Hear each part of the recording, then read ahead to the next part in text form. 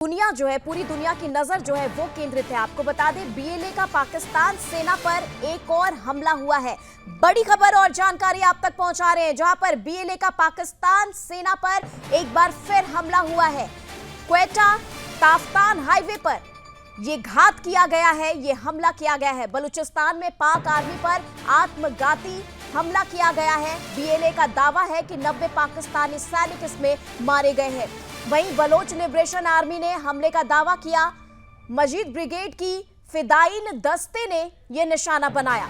काफिले पर बीएलए लड़ाकू ने गोलियां बरसाई हैं और वहीं पाक सरकार का यह दावा है कि हमले में 7 लोगों की मौत हुई है और 13 घायल हुए हैं। इसी के साथ बीएलए ने 11 मार्च को 214 सैनिकों को मारा था और आज एक बार फिर 90 सैनिकों को मारने का दावा पेश कर रहा है। बता दें आपको, पाकिस्तान के क्वेटा से ताफ्तान जा रहे सेना के काफिले पर रविवार को आतंकी हमला हुआ। इस हमले में 7 सैनिकों की मौत हुई, जबकि 21 घायल बताए जा रहे हैं। लेकिन बलूच लिबरेशन आर्मी यानी कि बीएलए ने 90 पाकिस्तानी सैनिकों की मौत का दावा किया है।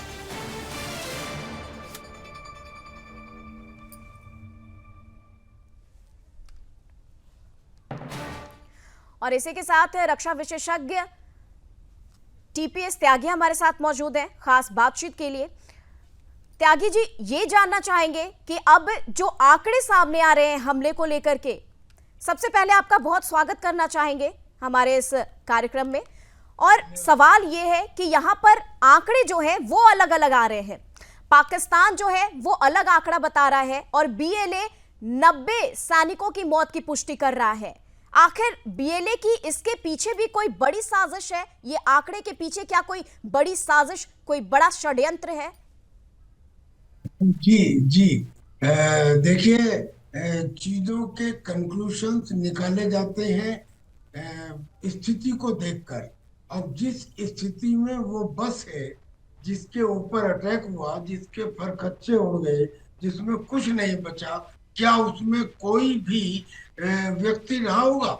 इसका मतलब ये कि करीब करीब सभी उसमें मर गए होंगे। और आसपास वाली बसों में भी, क्योंकि एक नहीं 8 बस थी, नेशनल हाईवे पे थी। और उनको ऐसा नहीं कि कोई छोटा मोटा पीओकी या गन कॉटन स्लैब लगा के उड़ा दिया गया हो। बाकायदा एक कार के अंदर एक्सप्लोसिव लोडेड थे और वो कार जाके उनसे टकराई और वो फिदायीन हमला था। क्योंकि बीएलए में एक मजीद ब्रिगेड है और जिसकी ये फिदायीन यूनिट थी जिसने हमला किया। लिहाजा पाकिस्तान का ये क्लेम कि केवल 12 मरे हैं, ये झूठ लगता है।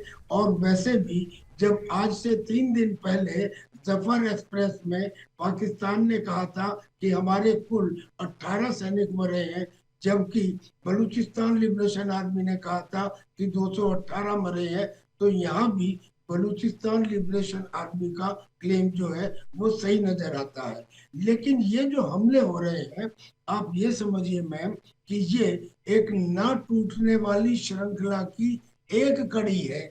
ऐसी कड़ियां कई बीत चुकी हैं और कई आने वाली हैं।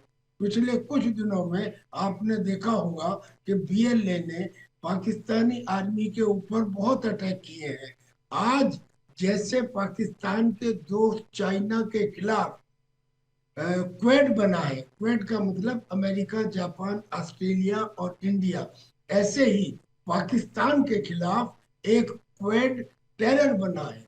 क्वेड टेरर का मतलब कि जिसमें बीएलए है, जिसमें तहरीके तालिबान पाकिस्तान यानी कि टीटीपी है, जिसमें तालिबान यानी कि अफगानिस्तान की रूलिंग सत्ता है, और जिसमें इस्लामिक स्टेट खुरासान है। ये चारों जो ऑर्गेनाइजेशन है, इनके उद्देश्य बेशक अलग अलग हो, लेकिन इनका हाईएस्ट कॉमन फैक्टर है पाकिस्तान की आर्मी। पाकिस्तान की आर्मी और ये उसके ऊपर अटैक हर तरफ से कर रहे हैं। ठीक है, अभी हाल ही में ठीक है त्यागी जी, इस विषय पे फिर से वापस आएंगे। यहाँ पे थोड़ा सा आपको रोक रहे हैं। इस वक्त हमारे साथ रिटायर्ड कर्नल त्यागी जी इस वक्त हमारे साथ मौजूद हैं और जिनसे हम बीएलए पर खास बातचीत कर रहे हैं। त्यागी जी, अब सवाल ये उठता है कि इस तरीके के जो हमले हैं, बलूचिस्तान की जो आग है वो पाकिस्तान से आज कोई नया नहीं है, ये पुराना नाता है और वो भड़कते आ रही है। लेकिन इस आग के भड़कने की वजह, क्या एक बड़ी वजह जिन्ना को भी माना जाए, जिसने एक झूठा वादा किया था, आधिपत्य का वादा किया था कभी बलूचिस्तान से, और जिस आग में आज भी बलूचिस्तान भड़क रहा है। आखिर बड़ी वजह क्या लग रही है?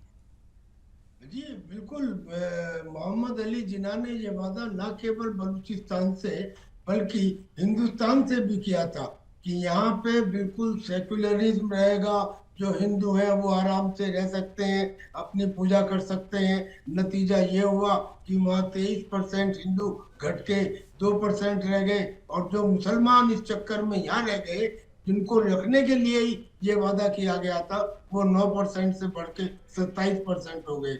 इसी तरह का वादा बलूचिस्तान के साथ भी था। बलूचिस्तान तो एक स्वतंत्र देश था, इसको षड्यंत्र के अंतर्गत पाकिस्तान ने अपने कब्जे में लिया। अब वहाँ के बलूच के लोगों के साथ में जो अत्याचार हुए हैं, करीब करीब हर घर से एक व्यक्ति को तो अवश्य उठाया गया है, सोते में उठाया गया या बाहर से उठाया गया, और मिसिंग है। और वो मिसिंग है, पता नहीं, उनकी जो बीवियां हैं वो ये कहती हैं कि हम नहीं जानते कि हम सुहागन है या विधवा है, यानी कि रिटेलिएशन इस लेवल पे है। और जो बलूचिस्तान है वो पूरे पाकिस्तान के अगर भूमि के हिसाब से देखें तो करीब करीब आधे हिस्से में है, और वहाँ की पॉपुलेशन पाकिस्तान की पॉपुलेशन की केवल 5% है। लेकिन उस 5% को भी इन लोगों ने वहाँ का फायदा नहीं पहुंचाया। वहाँ पे कॉपर की खाने हैं, गोल्ड की खाने हैं, आयरन की खाने हैं, कोल की खाने हैं, और उनको खुद तो स्खलन किया ही किया, चाइना को भी अलाउ कर दिया, और चाइना भी वहां पे स्खलन करने लगे। नतीजा ये हुआ कि जो उस स्खलन से पैसा आया वो 98% इनमें बढ़ गया, शायद 2% केवल उन्होंने बलूचिस्तान के लिए दिया।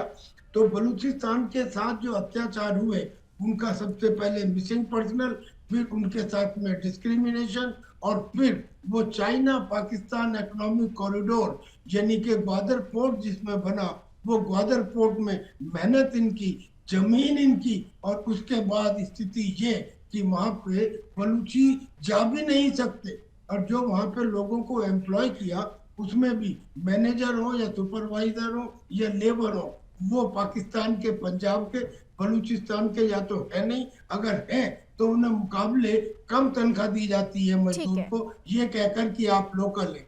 तो ये आग भड़क रही थी, और भड़क के अब ये सामने आई। तो जो जिन्होंने वादे किए थे वो सारे वादे खत्म हो गए, और अब बलूचिस्तान लिबरेशन आर्मी, और ये टेरर ऑर्गेनाइजेशन नहीं है, इसमें इंजीनियर है, डॉक्टर है, पढ़े लिखे लोग हैं, जाहिल लोग नहीं है। बिल्कुल, कहीं ना कहीं बलूचिस्तान बीएलए जो है वो अपनी हक की लड़ाई लड़ रहा है। और इसी के साथ त्यागी जी, आपका बहुत बहुत धन्यवाद खास बातचीत के लिए। आपको बता दें, अब देखना ये होगा कि आखिर बलूच लिबरेशन आर्मी यानी कि बीएलए का अगला कदम पाकिस्तान की तरफ क्या होता है। फिलहाल के लिए यहां पर बस इतना ही, लेकिन सुदर्शन न्यूज पे खबरों का सिलसिला लगातार जारी है। आप देखते रहे सुदर्शन न्यूज।